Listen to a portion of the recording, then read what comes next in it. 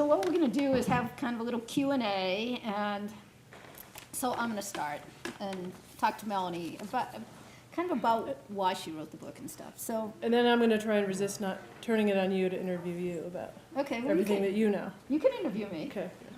All right. So, but I'm starting, so I get to go first. And so, why did you write a book about something as depressing but real life as processed food? I think that's a question I've asked myself quite a lot over the past couple of years. But I really started this a number of years ago. It was about 8 years ago when I first started covering the food industry. And I think it's really important to understand where the story behind our food and where our food comes from. So I started this when I started writing about food. I was at the New York Times. And I remember going to a trade show. It was called IFT, Institute of Food Technologists. And this is a huge show. It's one of the biggest in the food industry. And there's about 1,000 ingredient companies that go there. And they're selling all, I was walking around this huge cavernous convention center, and they're selling all these strange ingredients that I had never heard of. And it was basically four commodities that they're essentially taking apart, corn, wheat, soy, and milk. And these are all the ingredients that they use to put back together into processed food. And the whole experience was kind of surreal. I was walking around feeling like everyone was talking a different language, and people were talking about food as an application, like as if it was a software program that you could just write. And I remember at one point I went up to this booth. All these companies have they have these prototype products that they make showcasing their new ingredients. And I tried one of them. It was like a little yogurt or a little parfait with a raspberry on top. And I was eating it, and it was tasted okay. It was kind of sweet. I ate the raspberry, and I was wondering what exactly it was, because it tasted very bland and indistinct. And I asked the woman behind the counter. I said, "What is this? What's the main ingredient in it?" And she had no idea. She looked at me like I had just asked what the temperature was on Jupiter. She just had she had no concept of what food this was. And so finally she asked the person sitting next to her, who also had no idea. And finally she said, "Well, it's a cultured dairy product." I said, "Oh, so it's yogurt?" No, it's not yogurt. It's a powdered dairy ingredient. You add water to it. And it pretty much struck me that everything that they were selling at this or showcasing at this trade show was a powdered ingredient, and it was all these things that go into our food that we really have no idea about. So that was what started me on this journey, and that was the story that I wanted to tell with this book. Great, and absolutely scary. What are we thinking? So what do we eat when we eat processed foods? What is in that stuff? Yeah, it's a good question. It's basically like the disassembly of food. They're disassembling food into all these ingredients and then trying to put it back together. And processed food really represents a fundamentally new way of eating for us, not just as Americans, but as human beings. And processed food really goes back only 100 years. Most of the stuff that we see at the grocery store and at fast food restaurants just didn't exist a century ago. And when I was doing the book, I spent some time in Battle Creek, Michigan. A lot of people maybe don't realize that breakfast cereal has a birthplace, and it's Battle Creek, Michigan. So this goes back to just before the turn of the century. Two brothers decided to experiment with cooked, ready-to-eat breakfast cereal. Then I spent some time in Decatur, Illinois. They call it the soybean capital of the world, and we started crushing soybeans there in around the 30s. Prior to this, nobody in the U.S. had really ever eaten soybeans. And the stuff that we're eating now, which is in huge volumes in our diet, are all these extracted, refined, highly processed soy ingredients like soybean oil and soy protein. It's really not the stuff that people have been eating in Asia for centuries, that are things that are made from whole soybeans like tempeh and tofu and miso and things like that. And so there's a lot of problems with this. There's a lot of problems. It's what's in processed food and what's not in it. It's the salt and the sugar and the fat that are in it in excessive quantities, and it's the large number of food additives that are in it. There's like some 5,000 additives that are allowed to go into food in the U.S. And then it's what's not in it, which is naturally occurring nutrition. A lot of that is actually it's either not present when they start putting it together, or a lot of nutrition is lost in the final product. Okay, totally going off script here, so slap me if you don't want me to. But how did we get here? Why? Why do we need 5,000 ingredients? Why do we, why? Why? Well, it was gradual, right? Yeah, Well, I mean, 100 years isn't gradual. I mean, that's Yeah. pretty darn quick, right? it is pretty quick, yeah. I mean, part of it is a gradual change in our lifestyles, right? Processed food is super convenient. It's really easy for people. And the food industry has really reinforced this idea that we're all so super busy, we can't cook for ourselves, so we end up outsourcing all of our cooking and our food prep to the food companies. It's now 70% of the calories we consume are coming from processed food, which is to say highly processed food. So, yeah, and it really, even though it started 100 years ago, it really accelerated after, in the 50s, after the Second World War as well. So when we talk about these processed foods, I mean, we all know what, chips and soda and Taco Bell and Hot Pockets, but it's ubiquitous. Where is it? What is it? Or is there anything left that's not processed? No, there's not. I like to use the example of Subway. Before doing this book, I used to occasionally eat at Subway, and I don't so much anymore. But at one point, I added up all the ingredients in a Subway sweet onion chicken teriyaki sandwich, and they total 105. And most of these things, or a majority of these things, are not anything that you have in your home kitchen. It's nothing that you've ever cooked with, ever in your life. Thank goodness. Yeah, and they're not things that you could buy at the supermarket. So you ask yourself, well, how many ingredients would it take to make this sandwich at home? And you're probably somewhere maybe around a dozen. Maybe you even buy the bread and it has 7 ingredients in it. And I saw lots of examples of this as I traveled throughout the food industry, where the food companies seem to really rely on people not knowing the story behind their food and what goes into their food. Because how else does a chain like Subway, how else do they have a slogan and very successfully promote the slogan of eating fresh? Everyone thinks that Subway has all this fresh food. And when you look at it, it's not, fresh is not what you think of. And their bread is just a classic example. They make it in the stores, and it permeates the stores with this kind of weird aroma that's kind of smells good, but kind of smells nasty too, and it kind of goes throughout the neighborhood sometimes. And so, it's this idea of fresh baked bread, but they're actually making the dough. They're not making the dough in the stores. They make it centrally, and they have like 10 centralized facilities throughout the U.S. It's an example of intensive bread making, intensively chemical bread making. They use all kinds of dough conditioners, because when you make bread in these facilities, you mix it in these high-speed mixing machines, and it churns up the bread. And if you don't have dough conditioners in it, the dough kind of falls apart.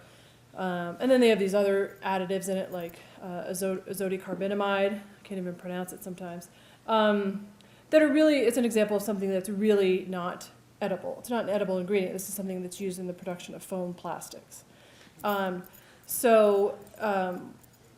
food industry just gets a lot of mileage. I mean, their marketing is often one thing, and then the product itself is something totally different. Yeah, and Subway right now is marketing itself as the cure for obesity in America. I love that. Yeah, and they do. I mean, they get away with that because they do have lower calories, right, than some of the fast food choices, and it has lower fat because they don't fry their food. I take huge issue with the fresh notion. So you mentioned cereal. So what about cereal? All the cereal tells you you're going to be healthy and it's the best thing for you and feed it to your kids. Like, what about all that stuff? Yeah, it is. I think the cereal aisle is one of the most interesting ones at the supermarket. There's just messages screaming at you. You get like high in vitamin D, high in fiber, good source of calcium.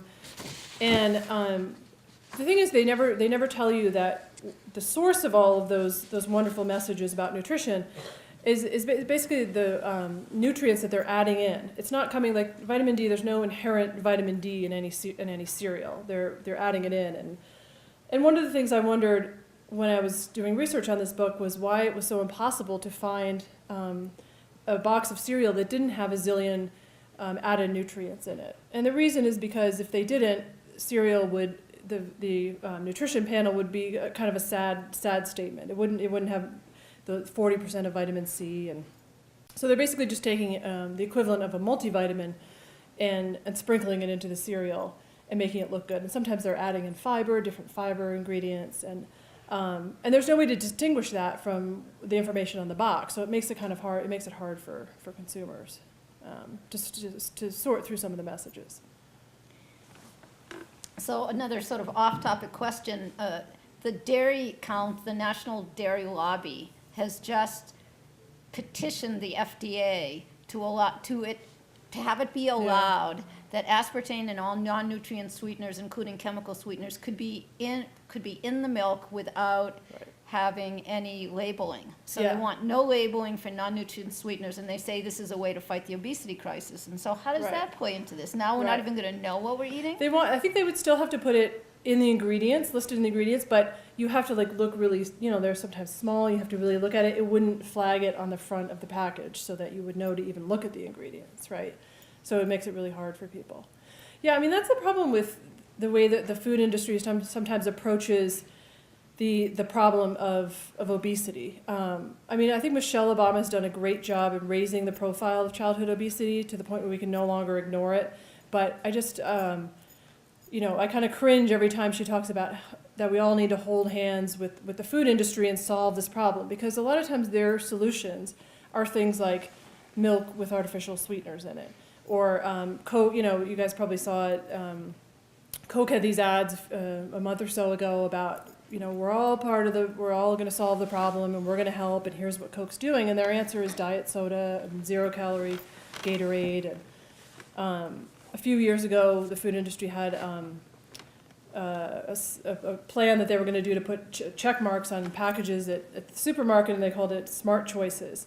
And these were things that were going to be healthy, and they were going to, tell consumers what was good to buy. And then it came out in a news article that some of the things that are on the list were Fruit Loops and Apple Jacks. So that was the end of that program. They just quietly walked away from it. So their idea of healthy and most people's idea of healthy, there's a big gulf. Right. Yeah. Well, and that's a great lead into the next question, that, Whole Foods recently came out to say they'd start labeling all GM ingredients in their products. And so here's a company that's trying to do some of the right things, but why isn't the government doing this? And how can we trust the government really with our food? Yeah. They're not trustworthy. Yeah. The FDA has, they've consistently refused to even consider the idea of labeling genetically modified foods and genetically modified ingredients. In their mind, they think that genetically modified food is no different than ungenetically modified food, and therefore it doesn't need to be labeled. So, and that's unfortunately been the case over the last number of decades, that a lot of the actions that the FDA takes plays into the interests of the food industry and not consumers. And I was surprised in writing this book to realize how porous the regulatory system is for food additives. So I mentioned there's 5,000 food additives, and that's not a number that's an estimate. It's probably higher. That's not a number that the FDA even knows. There's not a website you can go to look all these things up, or to even add them all up. So they, and part of this is because it's a self-regulatory system. So to the extent that there's testing done on food additives, the food companies are doing them, and often they're not. In many cases, there's no testing. And then also it's totally voluntary.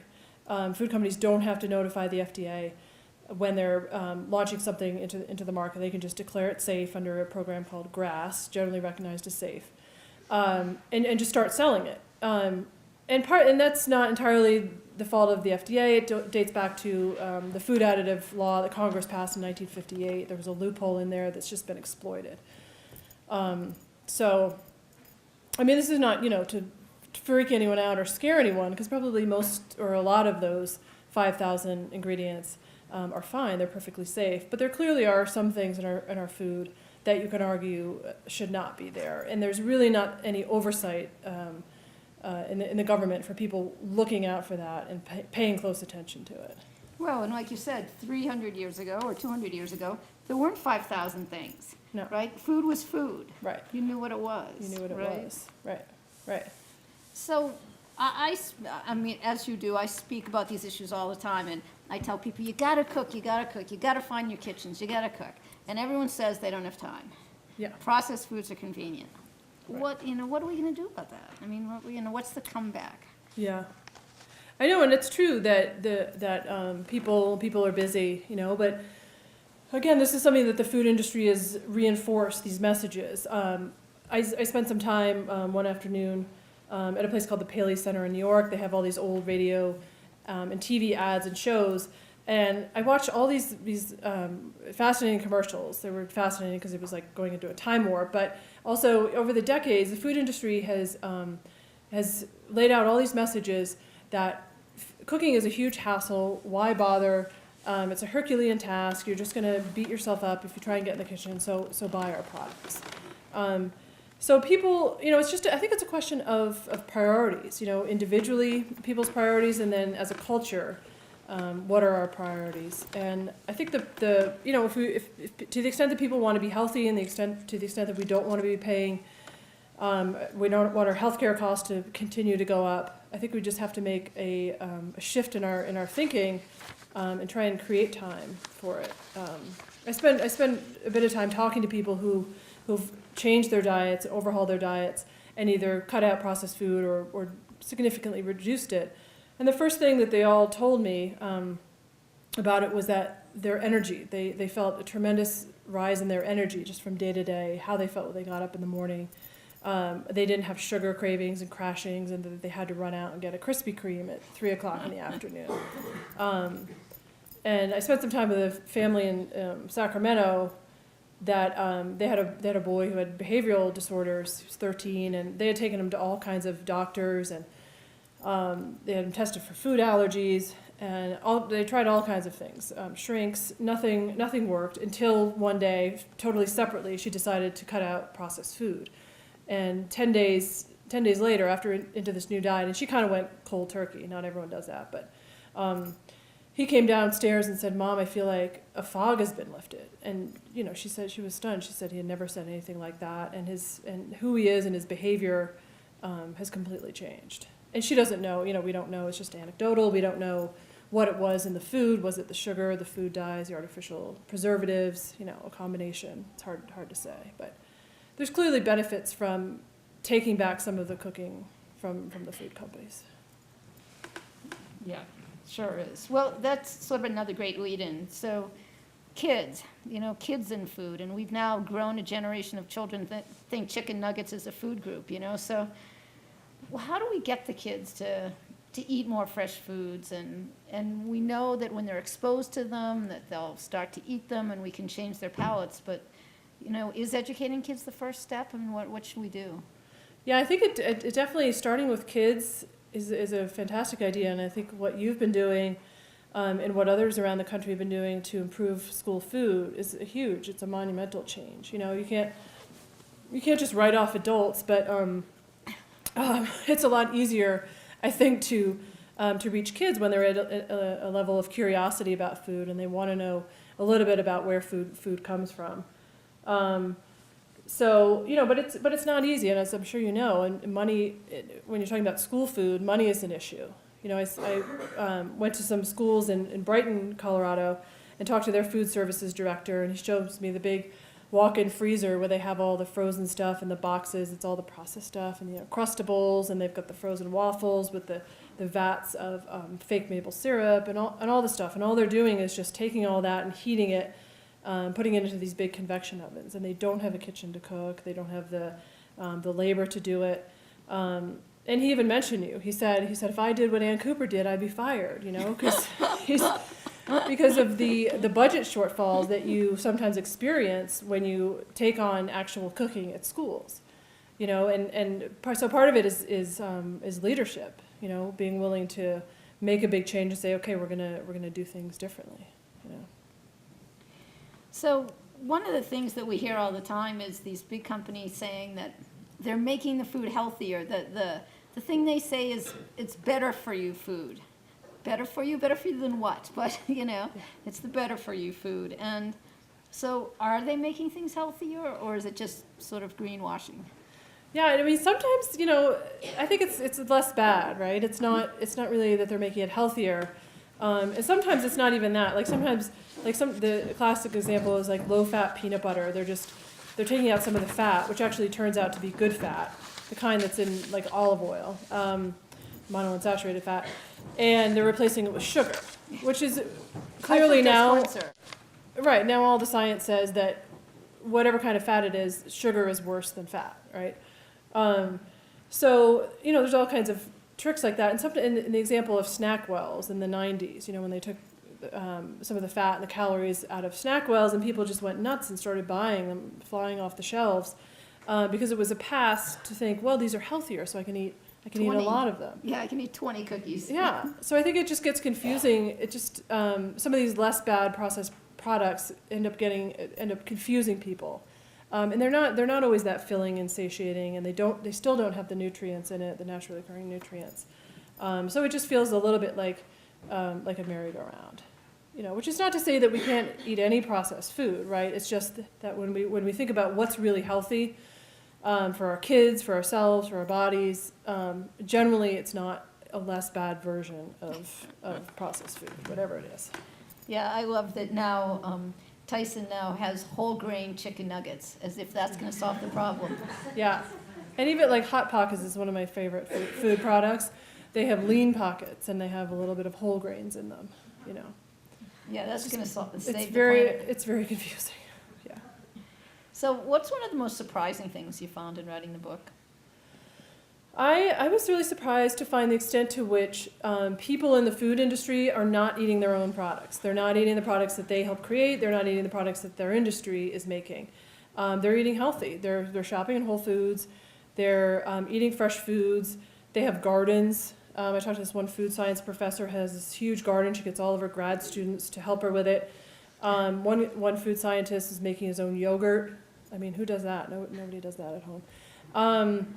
And they care about food, and they're educated, and they understand the relationship between food and health and all that. So and when I ask them about this dichotomy, they say, well, not everyone can have access to fresh food, and we're just giving people what they want. And I think both of those things, the giving the people what they want, to me, is a bit disingenuous because of the huge amount of marketing that the food industry does. I mean, they're not just creating these products and just putting them on the shelf to see what happens. They're pushing them, they're advertising them, they're displaying them prominently, they're doing all kinds of really clever marketing. And then the idea that, well, not everyone can have access to fresh food is just, to me, overly cynical. I mean, that's what we have to be working for, to expand everyone's access to fresh food, and to teach people and to do education about how to use fresh food and how to enjoy it and all the benefits of it. So. And how to fit it into busy lives, because I think that's one of the things that people say all the time. Yeah.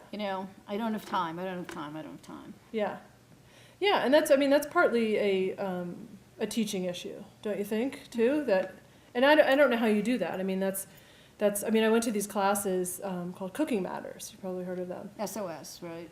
Share straight. Yeah, right, through that group. Yeah, and they do, and this is mostly for low-income people, so not just anyone can waltz into one of these classes, but it's like a basic rudimentary cooking class where they have canned beans and all kinds of, the normal shortcuts that you would want to take in your kitchen. It's not gourmet meals, and it's a 6-week class, and they give everyone the food afterwards to make it at home, so it reinforces it.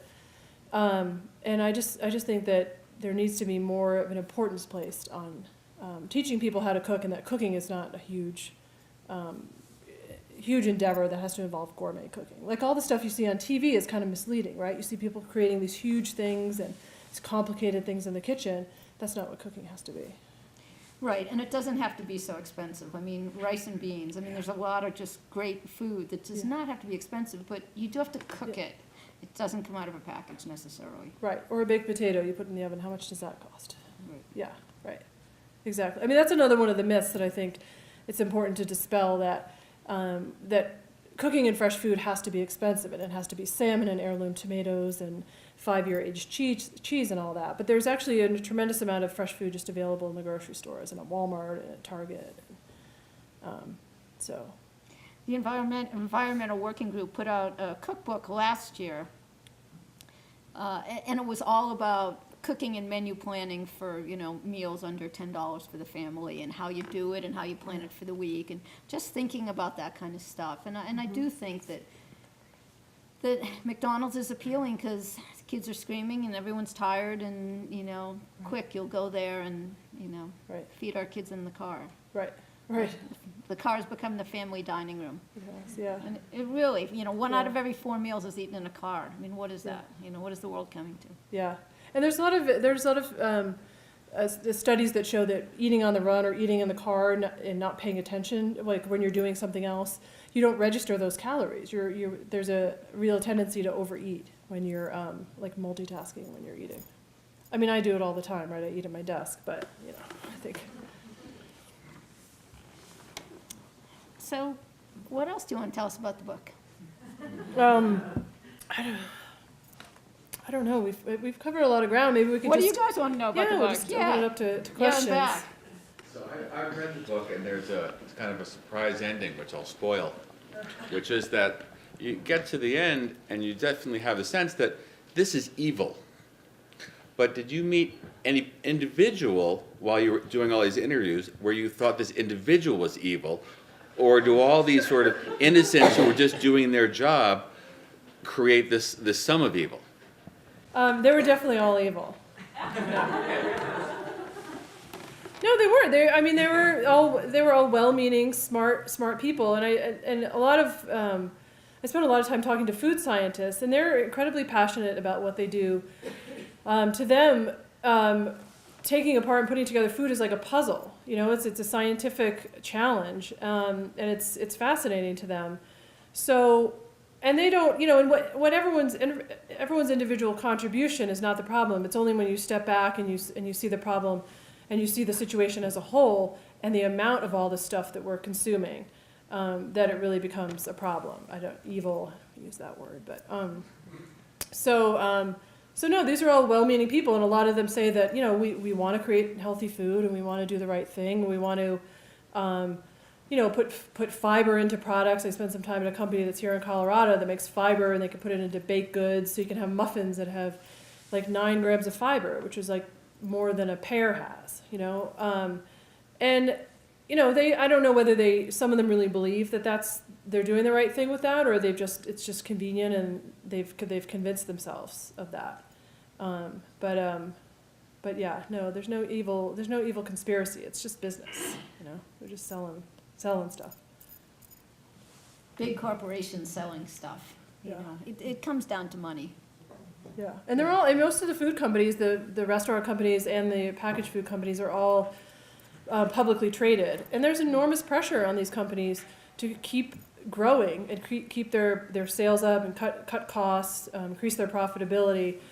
And you just really can't do that just by offering healthy products. You still have to sell all the stuff that has all the salt, sugar, and fat in it, and all the stuff that people, they say people want, and that people are eating. Well, I think we're getting kids addicted to it, right? I mean, if kids are growing up eating high-fat, high-salt, high-sugar food, then that's their palate. So when I get them in schools and I say we're going to eat broccoli, it's like, really? So if we're not feeding our kids at home, good, real food on a regular basis, maybe not every minute, every day, but if our kids are growing up without having access to that kind of food, and if their regular food is, chicken nuggets and tater tots, then that's what they're going to want. And what do you think is the age where it gets kind of intractable and it's hard to turn the corner on kids eating something different? By middle school. Middle school, it's all over? We really try. I mean, we start pre-K, but, by middle school, kids are very savvy about wanting to be cool, and the cool is advertising, and, even here in Boulder, we have a lot of kids in our schools that, don't want to eat real food because they really just want chicken nuggets, or they want waffles for lunch with high fructose corn syrup on top, and it's hard. But so the younger we get them, the easier it is, for sure. Yeah. Ma'am?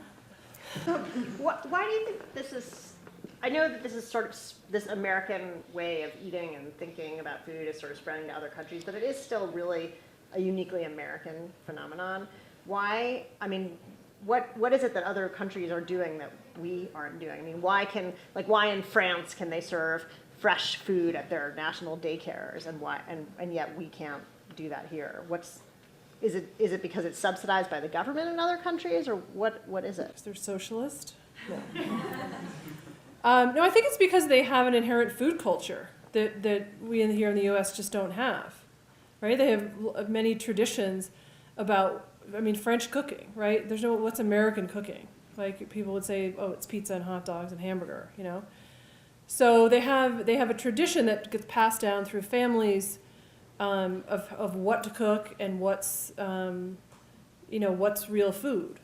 Well, we also have a sense of cheap food in America. We were brought up to think food's supposed to be cheap. So we spend about 11% of our income nationally. Yeah, I think it's actually 9. Okay, Yeah. 9% of our income. And in Europe, France, Italy, they spend 25, 30%.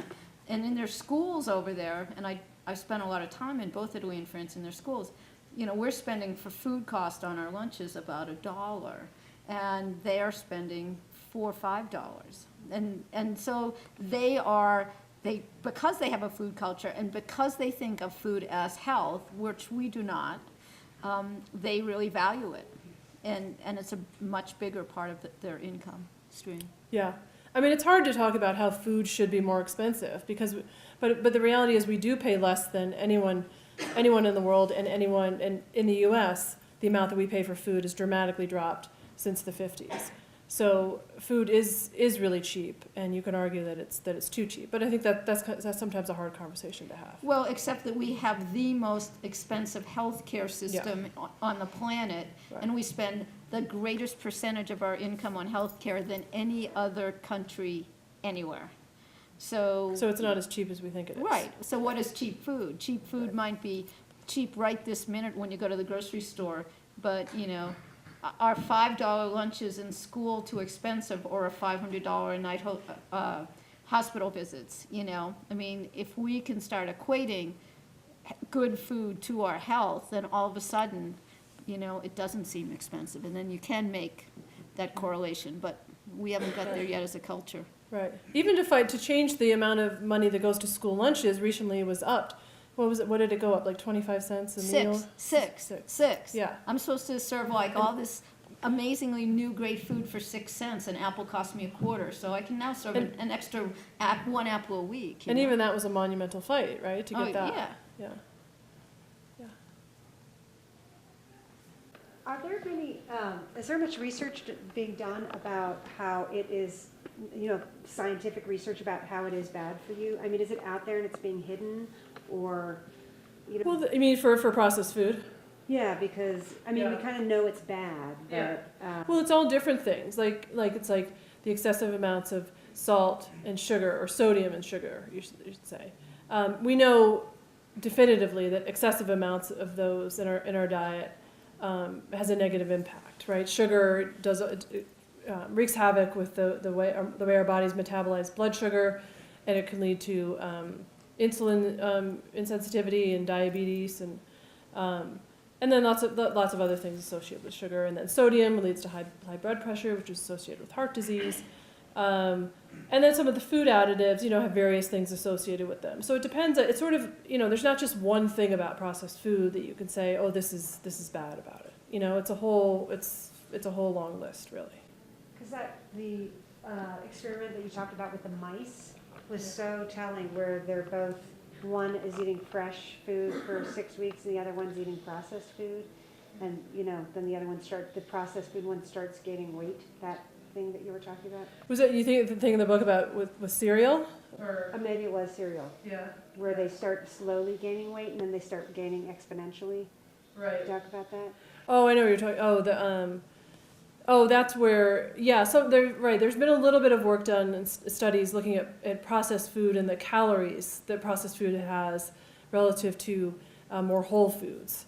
And there's something about the way our bodies digest certain processed foods. You know, you can't categorically say all of them, but that it's easier to extract calories from them, so that they're actually higher in calories than we think relative to whole foods. Like recently, there was some study about almonds, that, oh, actually almonds have less calories than we thought because our bodies don't break down the cell walls enough to extract all the fat. So that's just one instance of how whole foods are fundamentally different than processed foods. But it's really, that's kind of like a new area of research that they're just starting to look at. Because it seems like, I mean, those are so dramatic, because you can get it when you hear about those, and it's like, I'm surprised there's not more out about that. Yeah, no, I feel like there hasn't been a lot of scientific research looking at the differences specifically about, they look at different nutrients, you look at salt and sodium and fat, but looking specifically at a whole food product versus a processed food product and trying to tease out some of the differences. It's not easy to do, which is one of the reasons that it hasn't been done. But I think people are starting to look at that more. Excuse me, where do you draw the line between what's processed and what's not? I always have that issue in my own head. And if I buy something in a box and I think that my great-grandmother wouldn't recognize what's on the label as food, I don't buy it. Right. So is that a good line, or should I never buy anything in a box, not even ketchup? Like, I think you should definitely make your own ketchup at home. Yeah. That's probably a good one, but I think of it as it's a highly processed food. If it's something that you couldn't make at home, in theory, not that you necessarily would, using the same ingredients that are listed on the box or printed on the website or wherever it is. You could not make it home, yeah. So that would eliminate, minimally processed things like bagged spinach. You could wash spinach and bag it at home if you wanted to. Or canned beans, you could soak beans overnight and cook them and do a canning operation if you wanted to. So those are all kind of minimally processed foods. You could even make pasta at home if you had the right, machine. So that's kind of my definition. And then anything that has really strange ingredients that you don't recognize, that's the obvious one. Hey, Melanie, I'm wondering, first of all, I read the book as well. I thought it was very well written and very informative. I'm wondering if there's any tension between the organic food industry and the processed food industry, in the sense that, the organic guys are saying that, well, if you eat non-organic produce, it's got all kinds of pesticides, chemicals on it. It doesn't have the nutrients that it usually does. And I'm wondering if the processed food guys talk about that, or I'm just wondering if you have any thoughts on the relationship across those different entities. Well, some of the organic food companies are in the processed food business, right? A lot of the stuff that's sold at Whole Foods, a lot of that is considered, all the stuff in the middle aisles, all the, Newman's cookies and all the cereal that is the Whole Foods version of Fruit Loops and stuff. That's Organic all, gummy bears. There's organic gummy bears. and there's Something organic we really Pop-Tarts too, know. right? They're called toaster pastries though. But, so there's definitely a tension, and there's a lot of purists in the organic movement that don't want to make exceptions within the organic movement for all that stuff. There's been a fight over there's a bunch of allowed food additives that can go into processed food. Organic food, yeah. Yeah, organic food. And there's, it's a couple dozen, and there's always these big fights whenever the Organic Standards Board get together, whether we should really allow all of carrageenan and all the xanthan gum and all the stuff that's allowed into processed food. Should that really be allowed, or should organic food really be real food? And, I think it's a debate that will continue to go on, but it's one that probably all the big organic food companies will win, because in order to continue making all this food that they need to have certain additives to go into it. It's just a question, do they keeping the list relatively clean and not too long. So I tweeted about your book, and in my tweet I said, I'll never feed my kids Applegate Farms organic nuggets again, which my kids don't know yet and are going to. But Applegate Farms responded and said, look at this webpage, and they sent me to a broken link, like there was nothing there. So I didn't take it any farther than that, but I'm wondering what, it was a pretty quick response, although it took me a few days to read it. And maybe the link broke in that time, but I'm wondering what kind of response you've had from the people you've written about. the friends that Applegate Farms. You know what? I haven't. The only response from people in the food industry has been positive, which has sort of been strange. So I think maybe it wasn't tough enough in the book or something. But Applegate Farms, they didn't. I haven't really heard from him. I mean, the Wall Street Journal read an excerpt with that section in it, so the journal had to contact Applegate Farms to let them know it was running, and they said, okay, we need to prepare 800 customer service people in case anyone calls. So I think they have a script. I don't know what it is, but they haven't contacted me about it. So. Siri? Is there anything that you had been buying and eating, and then when you sort of found out how it was made, you got kind of grossed out and decided that you were never going to buy that particular type of food again? I think Subway, right? It's not like I ate Subway a lot, but occasionally, it's like, I mean, there's more Subways than McDonald's. They are everywhere. So when you're traveling or you're in a pinch, you think, oh, Subway. And I just spent too much time looking at their ingredient list, so I don't do Subway anymore. But and then Dunkin' Donuts. I kind of like Dunkin' Donuts. I grew up in the East Coast. They're like in every other block in Rhode Island where I grew up. And also that spent too much time with their ingredient list, so it kind of took away the appeal of the Boston cream donut for me, sadly.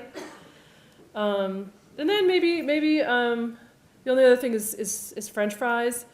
Like fast food French fries. I was never really that much into fast food, but occasionally, mostly like when traveling, you get the fries. They just sort of call to you, and you see the arches. And I just don't do those anymore because of some research that I talked to this food scientist about some of the compounds that are formed in soybean oil when it's heated. Research that's not really been widely publicized, but it's just stuff that really made me want to try and avoid it. So I don't do fries anymore.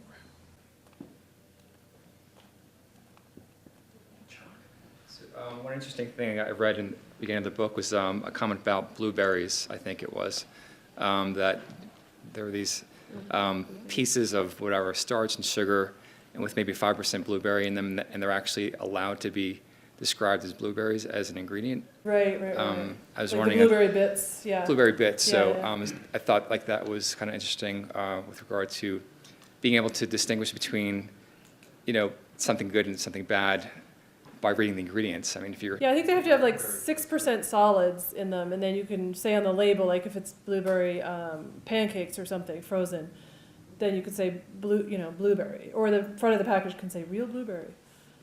But most of it's only 6% blueberry, and the rest is like starch and sugar. that seems vastly misleading. I mean, is there right? Yeah. People trying to change that, in terms of policy? Are you aware of that? Or I don't, I'm trying to remember if that was, I think when I asked them, this was like an ingredient company that I talked to about it, and I think when I asked them, they said there's no FDA rule, it's kind of something that companies, it's at the discretion of companies, but it's a threshold that the companies have set themselves. If it has 6%, then they can say it's real blueberry. And the other one I like is grilled chicken. The grilled chicken breasts that you see at the supermarket, grilled and ready. Tyson has a bunch of those. They're not actually grilled. I mean, maybe people realize this, but they're, they basically like stamp a grill stamp on it, And then they have this grill flavoring that flavor companies make that tastes exactly like, or almost exactly like grilled chicken, like that smoky flavor you get from actually grilling. And they just, inject it with that, and they call it grilled. So. Bevan? I just wondered if you had like your top 3 suggestions on how to be an activist, especially as a parent. Because sometimes I'll go to the grocery store and I'm tired, and you're scanning the ingredients and it's like all natural, organic, and it's like you're saying all this processed stuff. Yeah. But as a parent, as a person that is interested in looking beyond the labels, and maybe changing, the culture. I mean, it's very hard to fight against big business, obviously, to get them to change, putting all natural, organic on certain things that shouldn't be. But do you have some suggestions on what we can be doing to make things? I know that, Boulder Valley School District, I don't know if there are ways that we can help you promote, the work that you're doing, and I really appreciate all of that you're doing. But maybe from what you learned about the book or what you've learned about already being in Boulder, as parents in Boulder that want to be active, promoting healthy food, you have suggestions?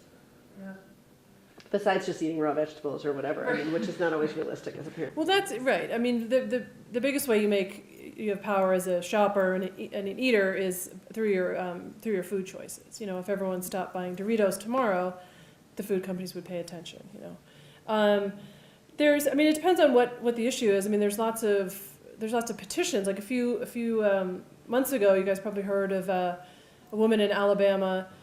Started an online petition for something. She was drinking Gatorade. She saw the ingredient in it. She'd never heard of brominated vegetable oil, and she started this petition. And it got a zillion signatures, and then the Times wrote about it. And the upshot was that Gatorade actually took this ingredient out of Gatorade, and it was kind of a suspect ingredient. There's been safety studies going back to the 70s showing that it wasn't a great thing.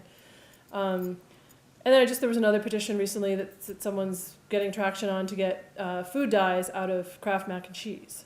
That doesn't make Kraft mac and cheese healthy, but clearly food dyes are an issue. You know, they've been linked to hyperactivity. They have to be labeled in Europe. So at least to get them out of Kraft mac and cheese. And then have your kids eat Ann Cooper's school lunch. That's the other big. So I think you have time for one more question. Yeah. Yes.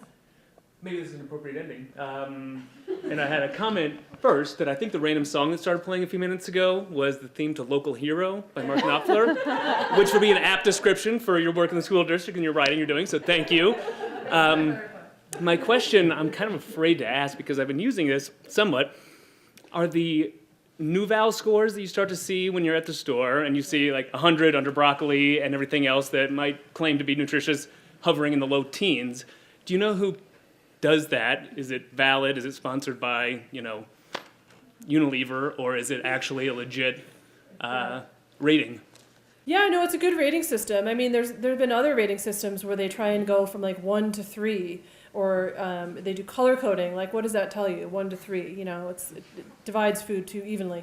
So 1 to 100 is a great rating scale, and it's done by this guy at Yale who's very active in the food movement, and he developed it, and they're selling it to supermarkets. I wish they would actually do it as an app that people could download and anyone could use at a supermarket. But right now they just sell it to certain supermarkets, so you only see it in certain stores. But yeah, it's definitely a good rating system. All right.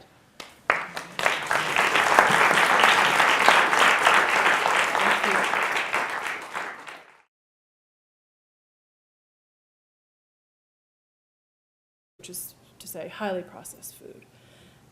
So yeah, and it really, even though it started 100 years ago, it really accelerated after, in the 50s, after the Second World War as well. So when we talk about these processed foods, I mean, we all know what, chips and soda and Taco Bell and Hot Pockets, but it's ubiquitous. Where is it? What is it? Or is there anything left that's not processed? No, there's not. I like to use the example of Subway. Before doing this book, I used to occasionally eat at Subway, and I don't so much anymore. But at one point, I added up all the ingredients in a Subway sweet onion chicken teriyaki sandwich, and they total 105. And most of these things, or a majority of these things, are not anything that you have in your home kitchen. It's nothing that you've ever cooked with ever in your life. Thank goodness. Yeah, and they're not things that you could buy at the supermarket. So you ask yourself, well, how many ingredients would it take to make this sandwich at home? And you're probably somewhere maybe around a dozen. Maybe you even buy the bread and it has 7 ingredients in it. And I saw lots of examples of this as I traveled throughout the food industry, where everyone was talking a different language, and people were talking about food as an application, like as if it was a software program that you could just write. And I remember at one point I went up to this booth. All these companies have they have these prototype products that they make showcasing their new ingredients. And I tried one of them. It was like a little yogurt or a little parfait with a raspberry on top. And I was eating it, and it tasted okay. It was kind of sweet. I ate the raspberry, and I was wondering what exactly it was, because it tasted very bland and indistinct. And I asked the woman behind the counter, I said, what is this? What's the main ingredient in it? And she had no idea. She looked at me like I had just asked what the temperature was on Jupiter. She just had, she had no concept of what food this was. And so finally she asked the person sitting next to her, who also had no idea. And finally she said, well, it's a cultured dairy product. I said, oh, so it's yogurt. No, it's not yogurt. It's a powdered dairy ingredient. You add water to it. And it pretty much struck me that everything that they were selling at this, or showcasing at this trade show was a powdered ingredient. And it was all these things that go into our food that we really have no idea about. So that was what started me on this journey. And So what we're going to do is have kind of a little Q&A, and so I'm going to start and talk to Melanie about why she wrote the book and stuff. So and then I'm going to try and resist not turning it on you to interview you about okay, well, everything that you know. You can interview me. Okay. All right. So, but I'm starting, so I get to go first. And so, why did you write a book about something as depressing but real life as processed food? Yeah, I think that's a question I've asked myself quite a lot over the past couple of years. But I really started this a number of years ago. It was about 8 years ago when I first started covering the food industry. And I think it's really important to understand where the story behind our food and where our food comes from. So I started this when I started writing about food. I was at the New York Times. And I remember going to a trade show. It was called IFT, Institute of Food Technologists. And this is a huge show. It's one of the biggest in the food industry. And there's about 1,000 ingredient companies that go there. And they're selling all, I was walking around this huge cavernous convention center, and they're selling all these strange ingredients that I had never heard of.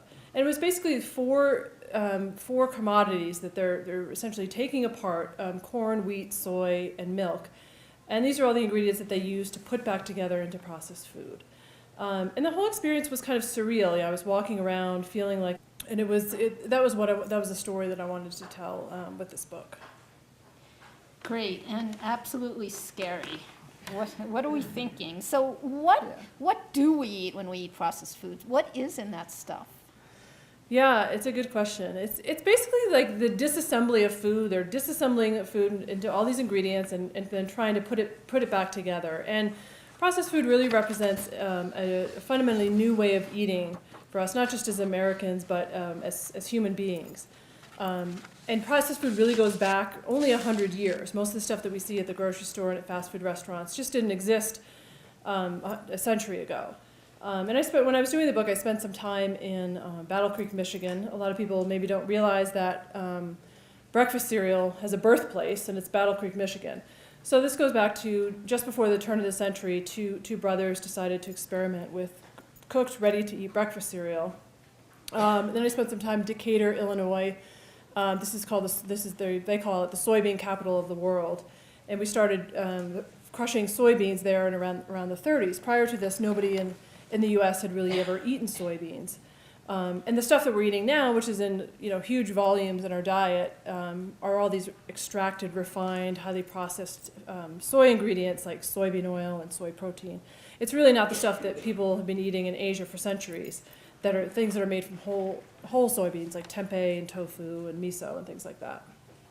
And so there's a lot of problems with this. There's a lot of problems. It's what's in processed food and what's not in it. It's the salt and the sugar and the fat that are in it in excessive quantities. And it's the large number of food additives that are in it. There's like some 5,000 additives that are allowed to go into food in the U.S. And then it's what's not in it, which is naturally occurring nutrition. A lot of that is actually it's either not present when they start putting it together, or it's a lot of nutrition is lost in the final product. Okay, totally going off script here, so slap me if you don't want me to. But how did we get here? Why? Why do we need 5,000 ingredients? Why? Why? Well, it was gradual, right? Yeah, well, 100 years isn't gradual. I mean, that's pretty darn quick, right? It is pretty quick. Yeah, part of it is a gradual change in our lifestyles, right? Processed food is super convenient. It's really easy for people. And the food industry has really reinforced this idea that we're all so super busy, we can't cook for ourselves, so we end up outsourcing all of our cooking and our food prep to the food companies. It's now 70% of the calories we consume are coming from processed food,